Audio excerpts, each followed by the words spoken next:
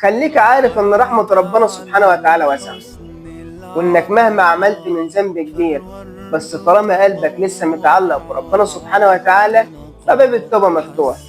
بس لازم تبدأ بخطوات عملية، لازم تبعد عن طريق المعصية وتتجه لطريق الصالحين. والدليل على ان باب التوبة لسه مفتوح، في زمن من الازمنة كان في راجل ارتكب ذنب عظيم جدا، قتل 99 نفس. تخيل، قتل 99 نفس.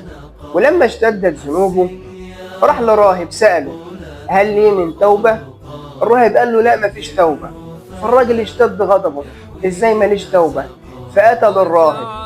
فبكده قتل 100 نفس، بس لسه قلبه متعلق بربنا سبحانه وتعالى، لسه عايز يرجع لربنا سبحانه وتعالى.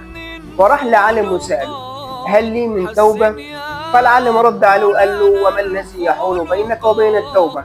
ولكن العالم نصحه وقال له: بس انت لازم تبعد عن الارض اللي انت عايش فيها، دي ارض سوء وارض معصية، لازم تتجه لارض الصالحين اللي بيعبدوا ربنا سبحانه وتعالى.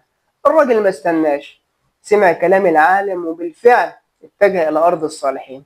وهو في نص الطريق مات. فاختلف الامر، مين اللي هيقبض روحه؟ ملائكة العذاب ام ملائكة الرحمة؟ ملائكة العذاب قالت: ده هو قتل 100 نفس. وملائكة الرحمة قالت: ده هو تايب ورايح لربنا سبحانه وتعالى.